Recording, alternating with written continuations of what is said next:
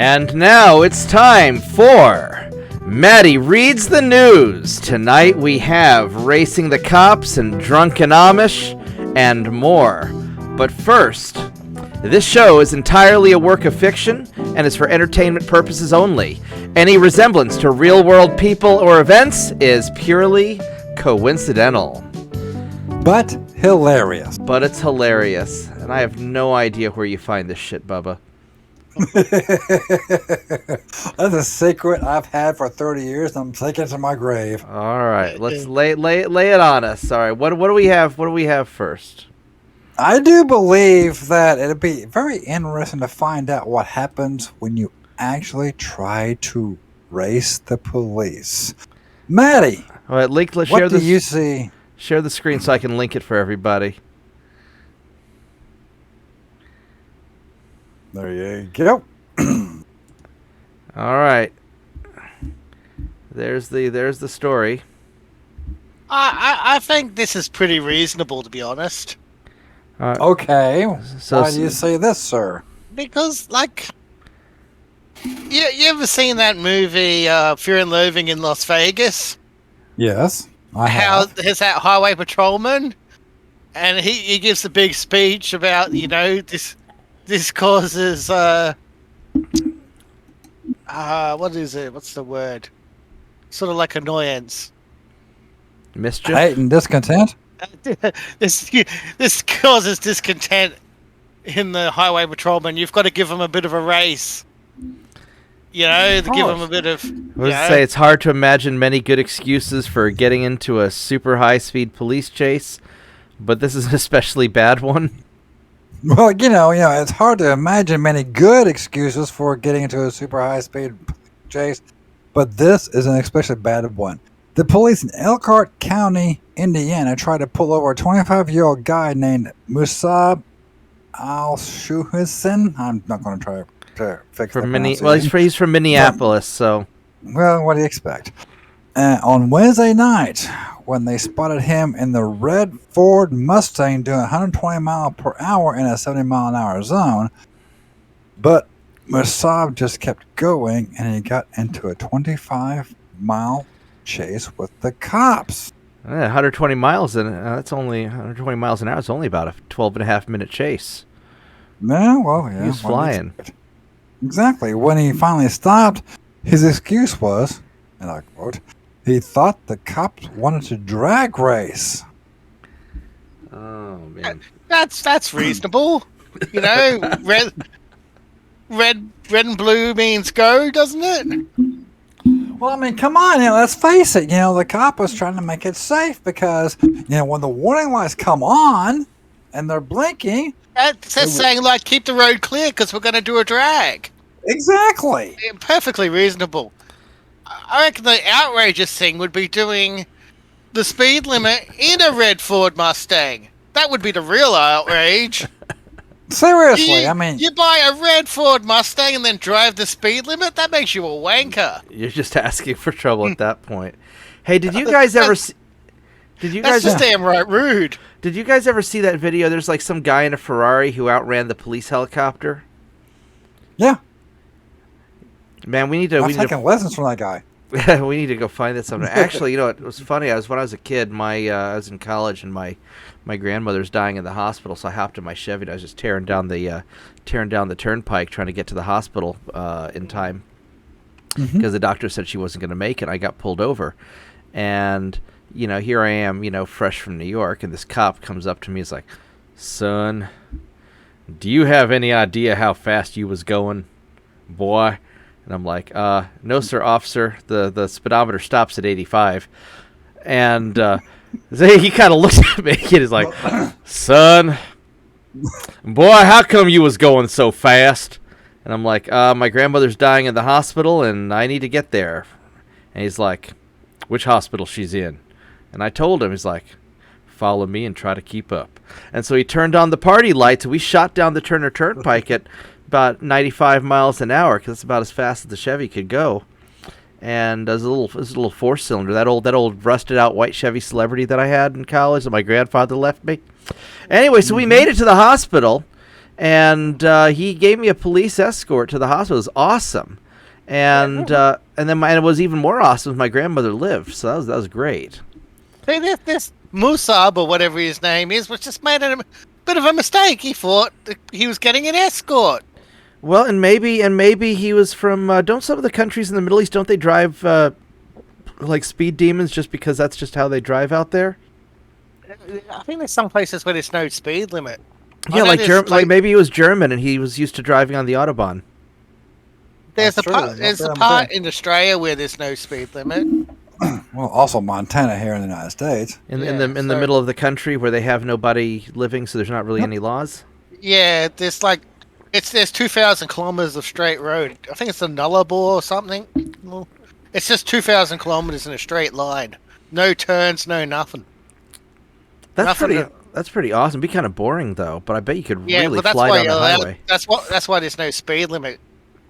Because it's just straight, yeah. Because it's just dead straight and it's all desert. All right, and if you crash out there, you're dead anyway, so nobody really cares. So, yeah. All right, that's true. Bubba, what else? What's next? What's next on the agenda? Are we doing the Amish? Yeah, let's do the Amish here. Because they've been pretty quiet. They kind of keep to themselves, but when they make the news, it's big. Well, it tends to be big. This is correct. All right, let's Matty, I want your opinion on this one. Man, I didn't know the Amish could party like this. Damn, I tell you what, no kidding. Get to Eastern Ohio, Western Pennsylvania, you're gonna find a bunch of Amish there. It was a real barn burner. You know what I mean? Looks like it exactly. Police bust a large drunk Amish party. Matty, take it away. Oh, this is a COVID bullshit. This is the stay-at-home stuff. On Saturday night, the police in Huntsburg Township, Ohio. Oh, she's nearly lost that one. Bust up a big Amish barn party for violating the state stay-at-home order. Don't they all live together anyway? Yeah, pretty much. I thought, but what do I know? And then they all live in their own little village thingy, and then they get in their horse and cart. Yeah. And then So technically they were at home, weren't they? Well, I guess they were at a party in a barn. What's your definition of home? I assume your garage and your barn is part of your home. I didn't realize that Ohio went all nuts on the COVID thing, but I guess they. Well, the Amish did anyway, obviously. Yeah. I guess so. The county sheriff says, I quote, "When we got there was a barn full of people. Some of them ran, and then there was one that was too intoxicated to run, and that person had to be transported by an ambulance." You know what's the biggest disrespect? What's that? Is putting him in a petrol-powered ambulance after the horse and cart. It looks like people at the party were hit with various charges, including underage drinking, disorderly conduct, and violating the stay-at-home order. I don't know if the Amish give a shit about underage drinking, do they? Well, that's me on a Tuesday night, so I mean, Well, yeah, but you didn't. Well, maybe you did drink when you were underage. I don't know, but I don't. I think everyone did. I mean, I didn't, but. Tiger. Yeah. I suppose I am Australian, so it's kind of be expected. Actually, that's kind of in your constitution. Mm-hmm. I was at some fancy New York art shindig once when I was a kid. My parents took me because mom being an opera singer and all that, and I guess I was drinking out of the wrong punch bowl and I ended up passing out on the floor, and so I just never touched the stuff after that because I got really sick. I had no idea what I was drinking. I thought it was just fruit punch or something. So, I remember the first time I got drunk.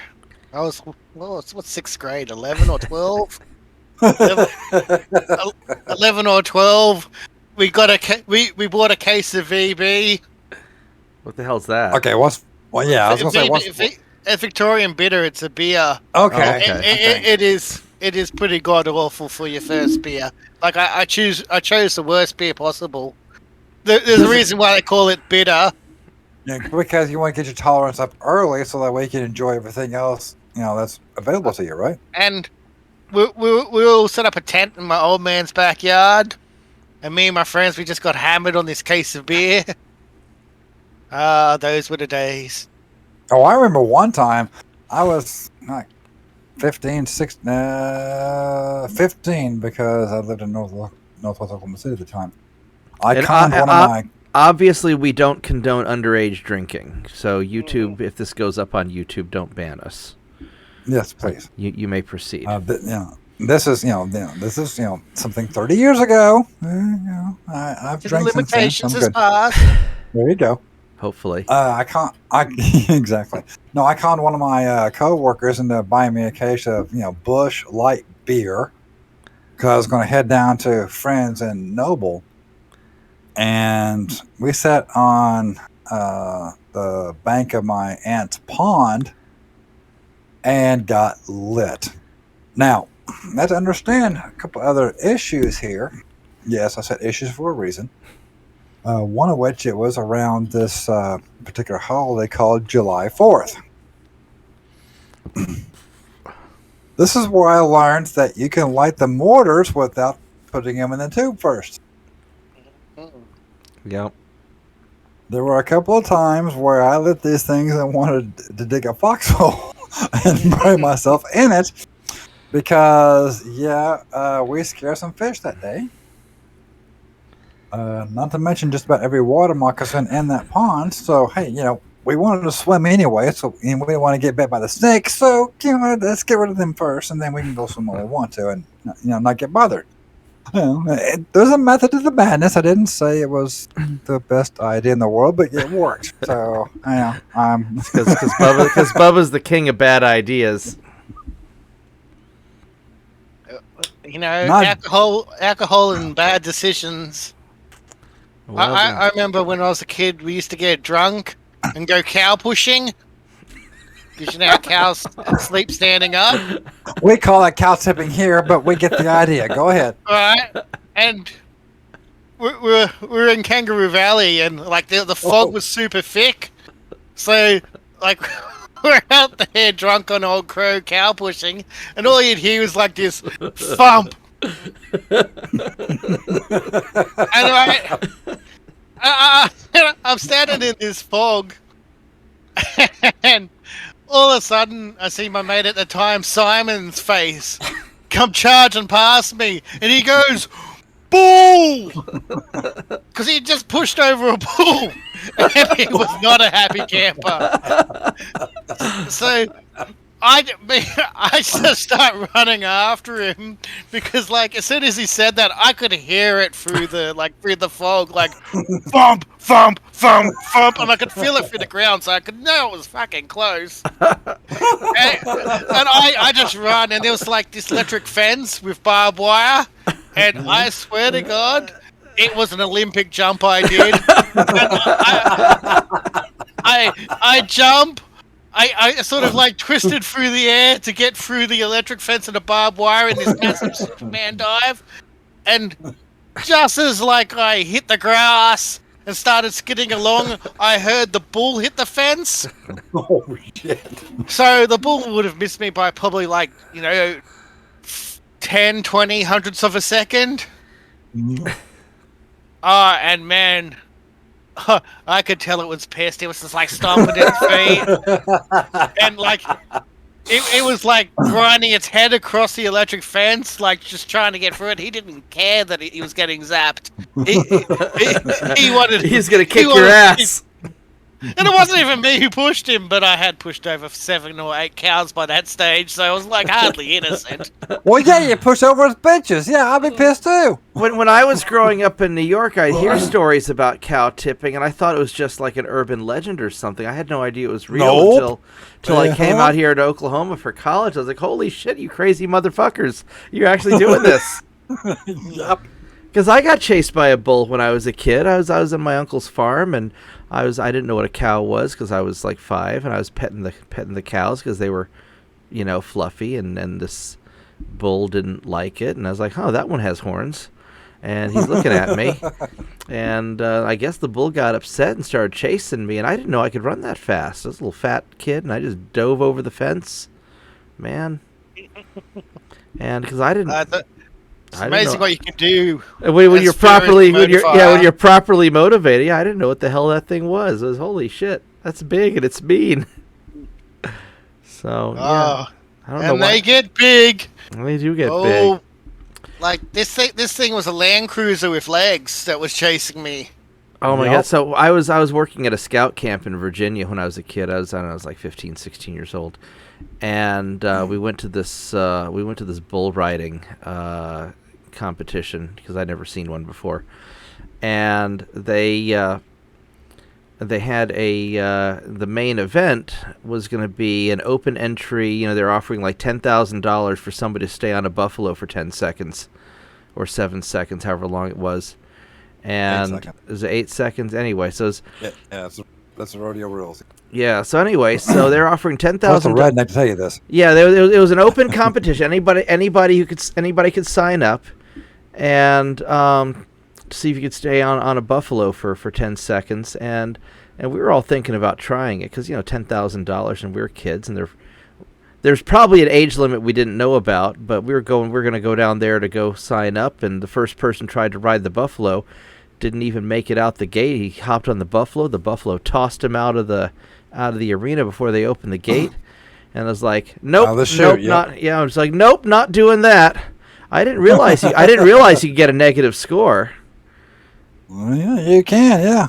So, yeah. So you think bulls are mean? Buffaloes are the size of a freaking minivan. Yes, they are. All right, what do we got? What do we got next? I think Matty needs to make the connection between underwear and fires. The fuck? Are they? Is this shit real? Yes. Are you just like making this up beforehand? No. This is legit. Stupid criminal. Dude steals underwear to start fires. What?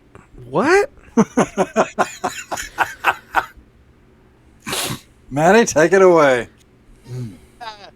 Underwear isn't the first thing that comes to mind when I think of stuff that's flammable.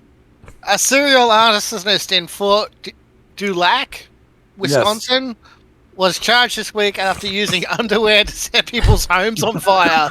There's better ways to do it. Police say 40-year-old Michael Miller.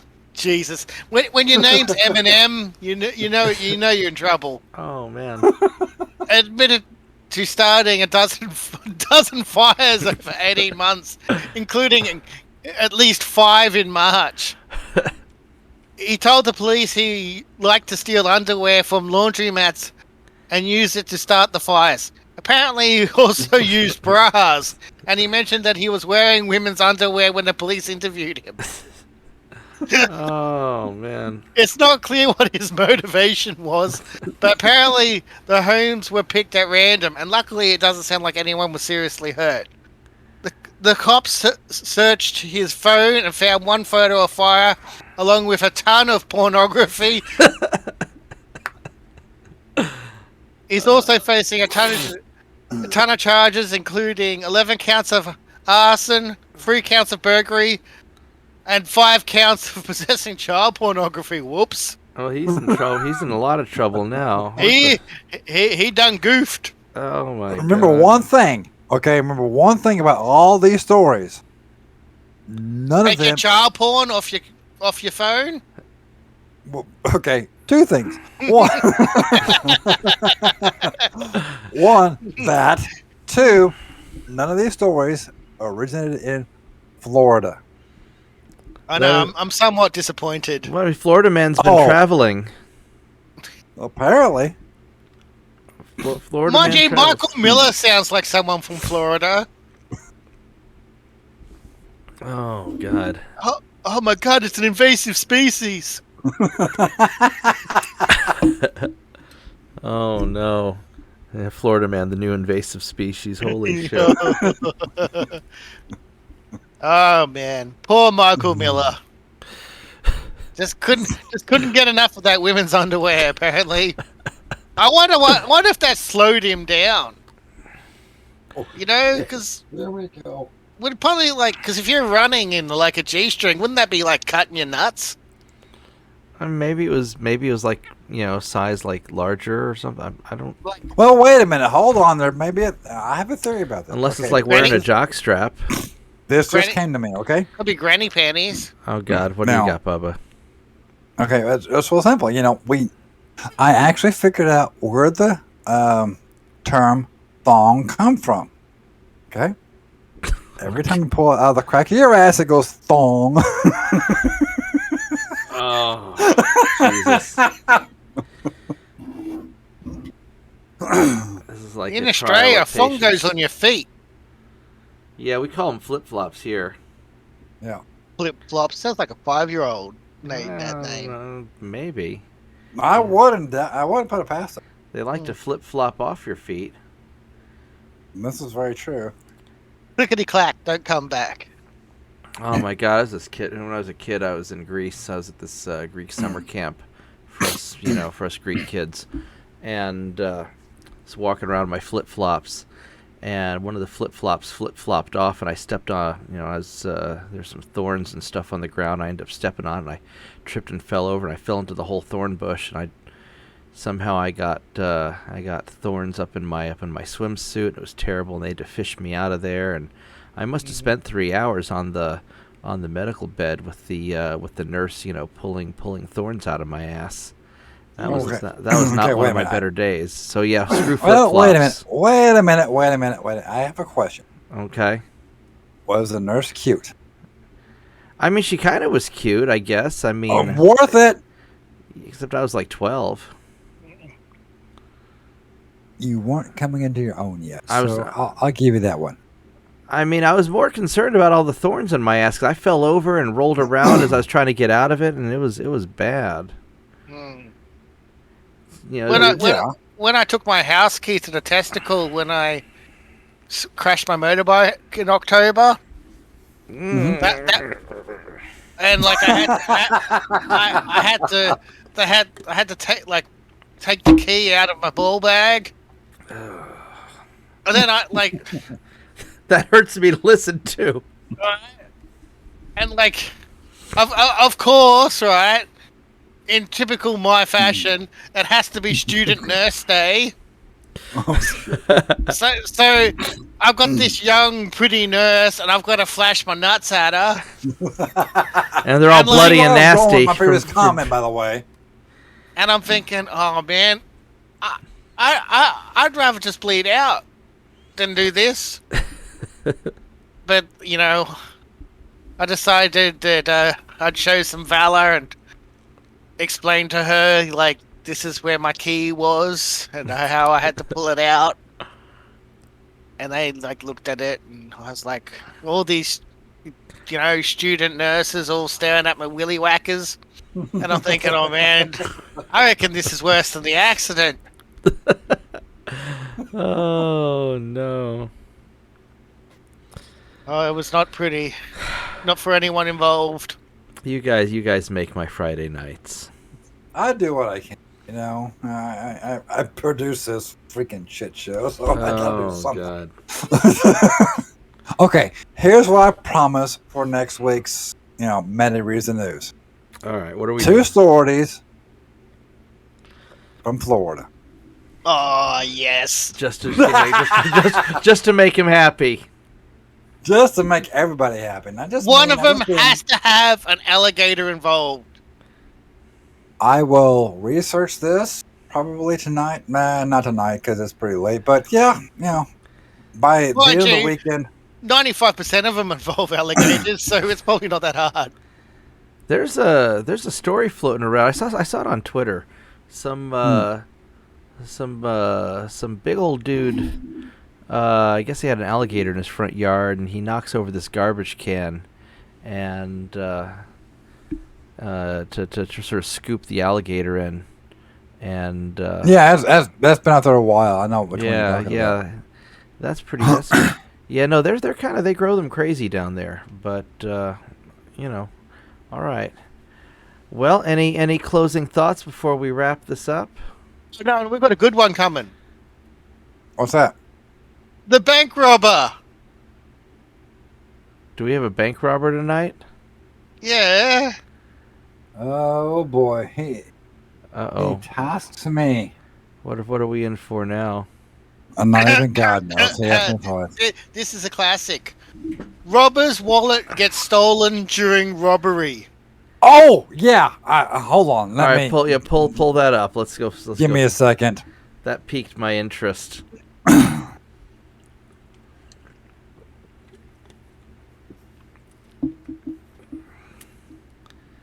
Thanks to you guys, my friends back east think I'm insane. Hey. My Google search results think I'm insane too. Yeah. A robber's go. wallet gets stolen during robbery.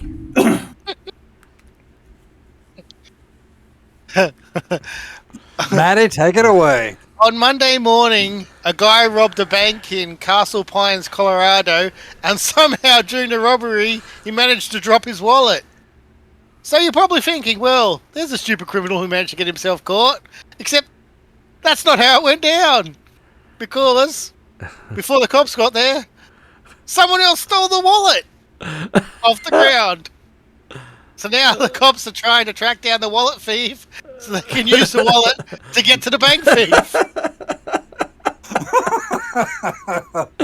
Oh, man. Oh, Colorado. Oh my If god. it's not bolted down, it's going in the back of the ute. So my back in the day, my grandfather used to work at a bank. He and his business partner, and they would have their offices on opposite side of the bank, and they each had a rifle, left over from like a World War II rifle or something. Maybe it was a World War I rifle. Anyway, and so their idea was if anybody ever tried to rob the bank, and they could shoot them from either side because they wouldn't be able, because they have them in a crossfire. And so I was talking to the partner. I don't remember what his name was, and he had sitting in his office this artillery shell, like a 150 millimeter howitzer shell or something, like an actual real howitzer shell. It wasn't a dummy or something. Somehow brother was like, "What the heck is this?" And he's like, "That's in case somebody gets really bad." And I mean, he didn't have anything to fire it out of, but hit it with a hammer. Watch what happens. yeah, no kidding. That's just what he tells you. Yeah, it was I'm sure it was probably disarmed, and he was just screwing with me because I was a little 3-year-old kid. But man, it's so weird that people rob banks still, because with all the security cameras and all the, you would think that it'd be difficult to get away with it now. Well, at the same time, everyone here, take your cash out of your wallet. Every single bill that you have has a different serial number. And don't sit there and think that it's not tracked, because that's exactly how they, they track the economy here in America. Well, I just know that every time they'll figure out where you're at and figure your patterns out, and then eventually catch you anyway. So, I mean, I remember how, our first year, for some reason, our first year in business at my computer store, people kept on trying to rob us, and they always seemed really surprised just how many guns were in a computer store. And after the first year, nobody tried to rob us anymore, which is kind of nice. But it kind of takes the fun out of things too. No, it's we had this one guy come in once. He tried to rob us. He didn't even have a gun. He just came in and was like, "Give me all your money." And I'm like, I remember this story. I was like, "You have a gun?" He's No. like, no. It's like, well, we why should I give you my money? We have a policy here that you have to have a gun to rob us. And I was like, do you have a knife? Maybe I can make an exception for a knife, because I was being a smart ass because I was in college. Armed. Well, that too. And well, I had the AK under the counter, so I mean, And so I was like, why should we? He's like, no, I don't have a knife. I was like, well, why should I give you my money? He says, I'm bigger than you, boy. I'll whoop your ass. And I'm like, I got 3 guys in the back, right? So, about that time, Andy's like, boss, we got a problem. I was like, yeah, this asshole's trying to rob us. He didn't even have the courtesy to bring a gun. So How think it was rude. so I think it was like Andy and Jason and Jacob, came on out and they. Well, I'll leave out the finer details in case, because I don't know what the statute of limitations is. But he ended up in the walk-in freezer because the computer store used to be a Baskin and Robbins. So we had a giant walk-in freezer in the back, and whenever somebody tried to rob us, we'd lock him in the walk-in freezer until the cops would arrive. And sometimes we wouldn't call the cops for a little while because what the hell are they going to do? They're in the freezer. So Well, at the same time, business has to be done. Let's fix the computers first, then we'll do. I know, and then we'll deal with getting the idiot arrested who thought he'd rob us.